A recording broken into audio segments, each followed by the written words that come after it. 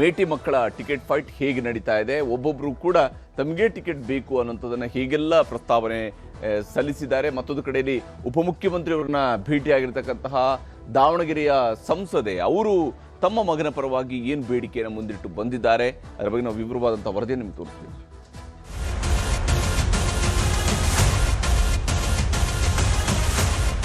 Report ಆಧಾರದ ಮೇಲೆ ನಾನು ಡಿಕೆ ಚರ್ಚೆ ಮಾಡಿ ಸುರ್ಜೇವಾಲ ಜೊತೆ ಮಾತಾಡಿ ಕಳಿಸ್ತೀನಿ. ಗೊತ್ತಿಲ್ಲ ನನಗೆ ಇನ್ನೇನು ವರದಿ ಏನು ಬಂದಿಲ್ಲ. ನಾನು ರಿಪೋರ್ಟ್ ಮಾಡಿದ್ದೀನಿ. ಯುನಾನಿಮಸ್ ಕ್ಯಾಂಡಿಡೇಟೇ ಆಗೋದು ಅದಾಗತ್ತೆ. ಸುಮಾರು 8 ಹೆಸರುಗಳು ಸಭೆಯಲ್ಲಿ ಚರ್ಚೆ ಆಗಿದ್ದಾವೆ. DCM ಅವರು CM ಸೇರಿ ಅವರಿಬ್ಬರಿಗೆ ಅಧಿಕಾರವನ್ನು ಕೊಟ್ಟಿದೆ. ಎಲ್ಲಾ ಸಮುದಾಯದವರನ್ನು ಜೊತೆಯಲ್ಲಿ ತೆಗೆದುಕೊಂಡು ಗೆಲ್ಲಬೇಕು ಅನ್ನುವಂಥ ರೀತಿಯಲ್ಲಿ ಎಲ್ಲರೂ ಪ್ರಯತ್ನ ಮಾಡಬೇಕು. ಬಾಗಲಕೋಟೆಯಲ್ಲಿ ಮೇಟಿ ಮಕ್ಕಳ ಮಹಾಯುದ್ಧ. 1 ಟಿಕೆಟ್, 1 ಕುಟುಂಬ, 4 ಮಂದಿ ಆಕಾಂಕ್ಷಿಗಳು. ಮಾಜಿ ಸಚಿವ HY ಮೇಟಿ ನಿಧನದಿಂದ ತೆರವಾಗಿರುವ ಬಾಗಲಕೋಟೆ ಕ್ಷೇತ್ರಕ್ಕೆ ನಡೆಯುತ್ತಿರುವ ಉಪಚುನಾವಣೆಯಲ್ಲಿ ಕಾಂಗ್ರೆಸ್ಗೆ ಮೇಟಿ ಕುಟುಂಬದ್ದೇ ಚಿಂತೆಯಾಗಿ ಕಾಡತೊಡಗಿದೆ. ಅಪ್ಪನಿಂದ ಬರಬೇಕಾದ ಆಸ್ತಿಗೆ ನಡೆಯುವ ಫೈಟ್ ರೀತಿಯಲ್ಲಿ ಈಗ ಮೇಟಿ ಮಕ್ಕಳ ನಡುವೆ ಟಿಕೆಟ್ಗಾಗಿ ಪೈಪೋಟಿ ಶುರುವಾಗಿದೆ.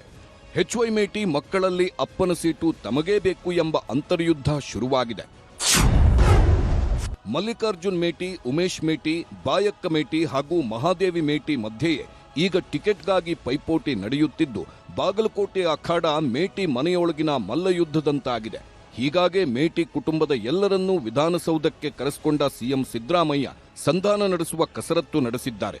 ಸಿಎಂ ಮುಂದೆ ಕುಳಿತಿದ್ದ 4 ಜನರು ಈ ಬಾರಿ ಟಿಕೆಟ್ ತಮಗೇ ಸಿಗಬೇಕು ಎಂದು ಪಿತ್ರಾರ್ಜಿತ ಆಸ್ತಿ ಕೇಳುವಂತೆ ಅಹವಾಲು ಸಲ್ಲಿಸಿದ್ದಾರೆ. ಹೀಗೆ 4 ಜನರ ಅಭಿಪ್ರಾಯ ಕೇಳಿರುವ ಸಿಎಂ ಇದೇ ಶುಕ್ರವಾರ ಸುರ್ಜೇವಾಲಾ ಬೆಂಗಳೂರಿಗೆ ಬರುತ್ತಿದ್ದು ಅವರ ಜೊತೆ ಚರ್ಚಿಸಿ ತೀರ್ಮಾನ ಮಾಡುತ್ತೇವೆ ಎಂದು ಹೇಳಿ ಕಳಿಸಿದ್ದಾರೆ. ಇದೇ ಸಂದರ್ಭದಲ್ಲೇ ಕೆಲವು ಕಿವಿಮಾತುಗಳನ್ನ ತಮ್ಮ ಆಪ್ತನ ಮಕ್ಕಳಿಗೆ ಹೇಳಿದ್ದಾರೆ. ಟಿಕೆಟ್ ಹಂಚಿಕೆ ವಿಚಾರವಾಗಿ ಒಗ್ಗಟ್ಟು ಕಾಪಾಡಿಕೊಳ್ಳಬೇಕು. ಟಿಕೆಟ್ಗಾಗಿ ಕುಟುಂಬದಲ್ಲೇ ಒಡಕು ಉಂಟಾಗುವುದು ಬೇಡ. ಟಿಕೆಟ್ಗಾಗಿ ಹೇಳಿಕೆ ಪ್ರತಿ ಹೇಳಿಕೆಗಳನ್ನು ಕೊಡುವುದನ್ನು ನಿಲ್ಲಿಸಿ ಅನಗತ್ಯ ಗೊಂದಲ ಸೃಷ್ಟಿ ಮಾಡಿಕೊಳ್ಳಬೇಡಿ. ಟಿಕೆಟ್ ಬಗ್ಗೆ ಹೈಕಮಾಂಡ್ ತೀರ್ಮಾನ ಮಾಡುತ್ತೆ. ನಿಮ್ಮಲ್ಲೇ ಕಿತ್ತಾಡಿಕೊಂಡ್ರೆ ಬೇರೆಯವರಿಗೆ ಟಿಕೆಟ್ ಕೊಡಬೇಕಾಗುತ್ತೆ. ಯಾರಿಗೆ ಟಿಕೆಟ್ ಕೊಟ್ಟರೂ ಗೆಲ್ಲಿಸಿಕೊಂಡು ಬರಬೇಕು. ಒಟ್ಟಾಗಿ ಕೆಲಸ ಮಾಡುತ್ತೇವೆ ಎಂದು ಜನರಿಗೆ ಹೇಳಿ ಎಂಬ ಕಿವಿಮಾತು ಹೇಳಿ ಕಳಿಸಿದ್ದಾರೆ. ಆದರೆ ಸಿಎಂ ಸಲಹೆಗೆ ಸುತಾರಾಂ ಒಪ್ಪದ ಮೇಟಿ ಅವರ 2ನೇ ಮಗಳು ಮಹಾದೇವಿ ನಾನು ಚುನಾವಣೆ ನಡೆಸ್ತೇನೆ ಎಂದು ಹೇಳಿ ಹೊರಬಂದಿದ್ದಾರೆ. ಈ ಮೂಲಕ ಬಂಡಾಯದ ಬಾವುಟ ಹಾರಿಸುವ ಸುಳಿವು ಕೊಟ್ಟಿದ್ದಾರೆ. ಹಾಗಿದ್ದರೂ ಸಭೆ ನಂತರ ಮಾತನಾಡಿರುವ ಸಿಎಂ ಸಿದ್ದರಾಮಯ್ಯ ಯಾರಿಗೆ ಟಿಕೆಟ್ ಕೊಟ್ಟರೂ ಕೆಲಸ ಮಾಡ್ತೀವಿ ಎಂದು ಎಲ್ಲರೂ ಒಪ್ಪಿದ್ದಾರೆ ಎಂದಿದ್ದಾರೆ. ಸುರ್ಜೇವಾಲ ಅವರು ಕರ್ನಾಟಕಕ್ಕೆ ಬರ್ತಾ ಇದ್ದಾರೆ ಫ್ರೈಡೆ. ಅಷ್ಟರೊಳಗಡೆ ನಿನ್ನೆ ದಾವಣಗೆರೆಗೆ ಹೋಗಿದ್ರು ಒಂದು ಟೀಮು, ಮತ್ತೆ ಬಾಗಲಕೋಟೆಗೂ ಕೂಡ ಹೋಗಿದ್ರು. ಅವರು ರಿಪೋರ್ಟ್ ಕೊಡ್ತಾರೆ. ಆ ರಿಪೋರ್ಟ್ ಆಧಾರದ ಮೇಲೆ ನಾನು ಡಿಕೆ ಚರ್ಚೆ ಮಾಡಿ ಸುರ್ಜೇವಾಲ ಜೊತೆ ಮಾತಾಡಿ ಕಳಿಸ್ಕೊಡ್ತೀನಿ. ಮೇಟಿ ಕುಟುಂಬದವರು 3 ಜನ ಟಿಕೆಟ್ ಕೇಳ್ತಾ ಇದ್ರು. ಮಲ್ಲಿಕಾರ್ಜುನ, ಉಮೇಶ ಮತ್ತೆ ಮಹಾದೇವಿ. ಆ 3 ಜನ ನೀವೆಲ್ಲ ಒಟ್ಟಿಗೋಗಿ ಯಾರಿಗೆ ಟಿಕೆಟ್ ಕೊಟ್ಟರು ಕೂಡ ನೀವೆಲ್ಲ ಮಾಡಬೇಕು, ಒಟ್ಟಿಗೆ ಮಾಡಬೇಕು ಅಂತ ಹೇಳಿ ಹೇಳ್ಕಳಿಸಿದ್ದೀನಿ. ಒಪ್ಪಿದಾರ ಸರ್? ಅದಕ್ಕೆ ಒಪ್ಕೊಂಡಿದ್ದಾರೆ. ಈ ಮಧ್ಯೆ HY ಮೇಟಿ ಕಿರಿಯ ಮಗ ಉಮೇಶ್ ಮೇಟಿಗೆ ಕಾಂಗ್ರೆಸ್ ಟಿಕೆಟ್ ಬಹುತೇಕ ಫೈನಲ್ ಆಗಿರುವಂತಿದೆ. ಕಾಂಗ್ರೆಸ್ನ ಆಂತರಿಕ ಸಮೀಕ್ಷೆ ಹಾಗೂ ಸತೀಶ್ ಜಾರಕಿಹೊಳಿ ಟೀಮ್ಗಳ ಸರ್ವೆಗಳಲ್ಲೂ ಉಮೇಶ್ ಮೇಟಿ ಪರವೇ ಒಲವು ವ್ಯಕ್ತವಾಗಿದೆ ಎನ್ನುವುದು ಕಾಂಗ್ರೆಸ್ ಮೂಲಗಳು ಹೇಳುತ್ತಿರುವ ಮಾತು. ಕ್ಷೇತ್ರದಲ್ಲಿ ಎಲೆಕ್ಷನ್ ಮೂಡ್ ಹಾಗೂ ಕಾಂಗ್ರೆಸ್ ಮತ್ತು ಸತೀಶ್ ಜಾರಕಿಹೊಳಿ ಟೀಮ್ಗಳ ಸರ್ವೆಗಳಲ್ಲೂ ಉಮೇಶ್ ಮೇಟಿ ಪರವೇ ಒಲವು ಹೆಚ್ಚಿದೆ. ಹೀಗಾಗಿ ಉಮೇಶ್ ಮೇಟಿಗೆ ಟಿಕೆಟ್ ಫೈನಲ್ ಆಗುವ ಸಾಧ್ಯತೆ ದಟ್ಟವಾಗಿದೆ. ಹೀಗಾಗಿ ಎಲ್ಲಾ ರಿಪೋರ್ಟ್ ಅನ್ನ ಹೈಕಮಾಂಡ್ಗೆ ನೀಡಿದ್ದು ಅಲ್ಲೇ ಟಿಕೆಟ್ ಫೈನಲ್ ಆಗಲಿದೆ ಎಂದು DCM DK ಶಿವಕುಮಾರ್ ಸ್ಪಷ್ಟಪಡಿಸಿದ್ದಾರೆ. ಗೊತ್ತಿಲ್ಲ ನನಗೆ ಇನ್ನೇನು ವರದಿ ಏನು ಬಂದಿಲ್ಲ. ನಾನು ರಿಪೋರ್ಟ್ ಮಾಡಿದ್ದೀನಿ. ನಾವು ಐ ಥಿಂಕ್ ನಾನು ಚೀಫ್ ಮಿನಿಸ್ಟರ್ ಇಬ್ಬರು ಮಾತಾಡಿದ್ದೀನಿ. ಇವತ್ತು ಮೇಟಿ ಫ್ಯಾಮಿಲಿ ಮೆಂಬರ್ಸ್ನ ಕರೆಸಿದ್ದಾರೆ. ಇವತ್ತು ಕರೆಸ್ತೀನಿ ಅಂತ ಹೇಳಿದ್ರು. ಇವತ್ತು ಕರೆಸಿರ್ಬೇಕು. ಬೇರೆ ಆಸ್ಪಿರೆಂಟ್ಸ್ ಎಲ್ಲ ಬಂದು 3-4 ಜನ ಬೇರೆಯವರೆಲ್ಲ ಬಂದು ಕೇಳಿದ್ದಾರೆ. ನಾನು ಏನು ರಿಪೋರ್ಟ್ ಕೊಡಬೇಕು ಹೈಕಮಾಂಡ್ ಕೊಡ್ತೀನಿ. ಹೈಕಮಾಂಡ್ ಏನು ತೀರ್ಮಾನ ಮಾಡ್ತಾರೆ. ಯಾವಾಗ? 2-3 ದಿನದಲ್ಲಿ ಅದೆಲ್ಲ ಮುಗಿಸ್ತೀವಿ. ಯುನಾನಿಮಸ್ ಕ್ಯಾಂಡಿಡೇಟೇ ಆಗೋದು ಅದಾಗತ್ತೆ. ಅದ್ರ ಬಗ್ಗೆ ಏನು ಡೌಟ್ ಬೇಡ. ಸಿ ಎಮ್ ಅವ್ರು ಹೇಳಿದ್ದಾರೆ, ಮೇಟಿ ಅವ್ರ ಫ್ಯಾಮಿಲಿ ಕೊಡ್ತೀವಿ ಅಂತ ಹೇಳಿದ್ದಾರೆ. ಅದನ್ನ ಸರಿ ಮಾಡ್ತಕ್ಕಂಥ ಕೆಲಸ ನಾವು ಮಾಡ್ತೀವಿ. ಎಲ್ಲರನ್ನೂ ವಿಶ್ವಾಸ ತೆಗೆದುಕೊಂಡೇ ಆ ಫ್ಯಾಮಿಲಿಗೆ ಟಿಕೆಟ್ ಕೊಡ್ತೀವಿ. ಇನ್ನೂ ಯಾವುದೇ ಗೊಂದಲ ಆಗೋದಿಲ್ಲ, ಮತ್ತೊಂದು ಆಗೋದಿಲ್ಲ, ಅದು ಸರಿ ಹೋಗುತ್ತೆ. ಯಾವಾಗ ಘೋಷಣೆ ಮಾಡ್ತಾರೆ? ದಿನ ಕಡಿಮೆ ಇದೆ, ಬೇಗ ಮಾಡ್ತೀವಿ. ಹೈಕಮಾಂಡ್ ಕಳಿಸ್ಬೇಕಲ್ಲ, ನಾವು ಲಿಸ್ಟಲ್ಲ. ಇನ್ನು ಹೈಕಮಾಂಡ್ ಕೇಳ್ತಾರೆ, ಹೈಕಮಾಂಡ್ ಕಳಿಸಿ ಮಾಡ್ತೀವಿ.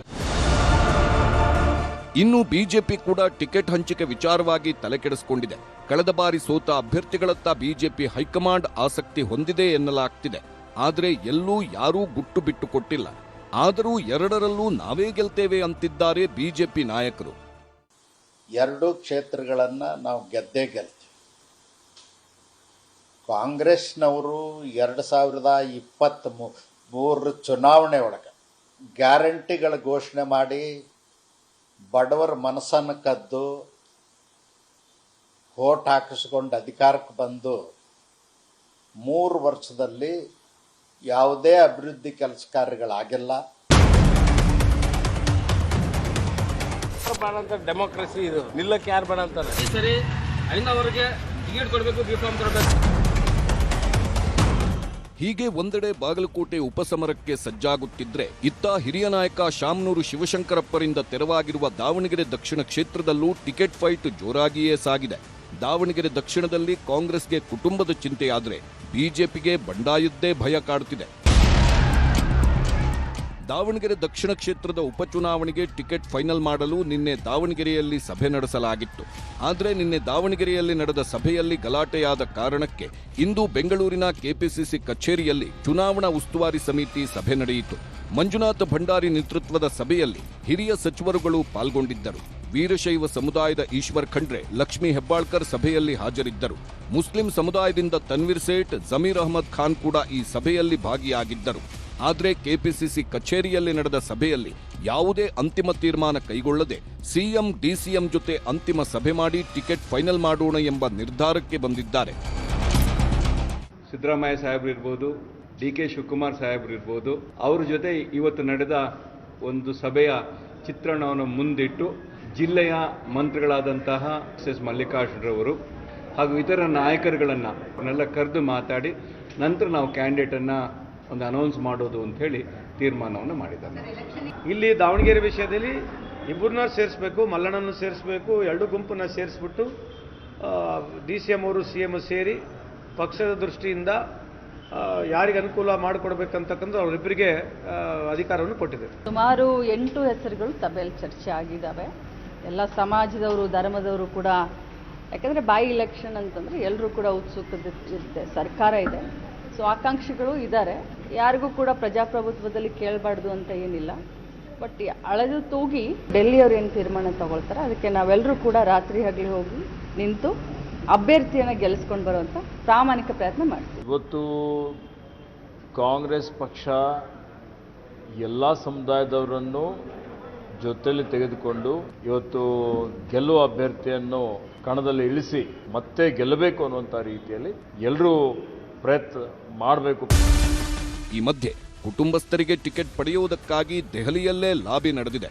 ಕರ್ನಾಟಕ ಭವನದಲ್ಲಿ ಡಿಸಿಎಂ DK ಶಿವಕುಮಾರ್ ಭೇಟಿಯಾದ ಸಂಸದೆ ಪ್ರಭಾ ಮಲ್ಲಿಕಾರ್ಜುನ್ ಮಗನ ಪರ ಬ್ಯಾಟಿಂಗ್ ಮಾಡಿದ್ದಾರೆ. ಮಗ ಸಮರ್ಥ್ಗೆ ಟಿಕೆಟ್ ಕೊಡಬೇಕೆಂದು ಮನವಿ ಮಾಡಿಕೊಂಡಿದ್ದಾರೆ. ಹೈಕಮಾಂಡ್ ಜೊತೆ ಚರ್ಚಿಸಿ ತೀರ್ಮಾನ ಮಾಡೋಣ ಎಂದಿದ್ದಾರೆ DKಶಿ.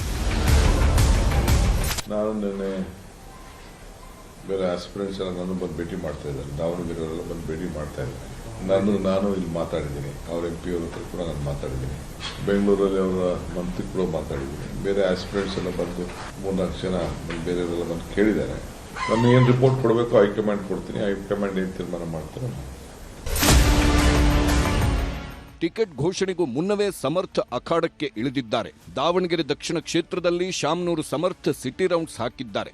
ಜನರ ಜೊತೆ ಬೆರೆಯುತ್ತಿದ್ದು ಅಜ್ಜನ ಕ್ಷೇತ್ರದಲ್ಲಿ ಮತದಾರರ ಆಶೀರ್ವಾದ ಪಡೆಯೋ ಸರ್ಕಸ್ ಮಾಡುತ್ತಿದ್ದಾರೆ. ಇಲ್ರಿ, ನೀವೇ ಎಲ್ಲರೂ 100 ಸತಿ ಸಮರ್ಥ ಅಂತ ಹೆಸರು ತಗಂತಿದ್ರೆ ಅದಕ್ಕೆ ಈಗ ಜಾಸ್ತಿನೇ ಇಳಿಯೋದಾಗ್ತೈತಿ. ಇಲ್ರಿ, ಅದನ್ನ ಏನೈತಿ ನೀವೆಲ್ಲಾರು ತೀರ್ಮಾನ ಮಾಡ್ಬೇಕ್ರಿ. ಅದೆಲ್ಲ ಅವ್ರ ಮೇಲೆ ಡಿಪೆಂಡ್ ರೀ, ಅವ್ರ ಮೇಲೆ. ಯಾಕಂದ್ರೆ ನನ್ಕಿಂತ ಎಲ್ಲಾರು ಹಿರಿಯವ್ರೆ, ಇವರೆಲ್ಲಾರೇ ತೀರ್ಮಾನ ಮಾಡ್ಲಿ. ಅದು ಸುಮ್ಮನೆ ಅದೆಲ್ಲ ಮಾತು ಯಾಕೆ ಬೇಕು? ಇದೀಗ ಅಂಜುಮನ್ ಸಂಸ್ಥೆ ಎಂಟ್ರಿ ಕೊಟ್ಟಿದ್ದು ಅಲ್ಪಸಂಖ್ಯಾತರಿಗೆ ಟಿಕೆಟ್ ಕೊಡಬೇಕೆಂದು ಪಟ್ಟು ಹಿಡಿದಿದೆ.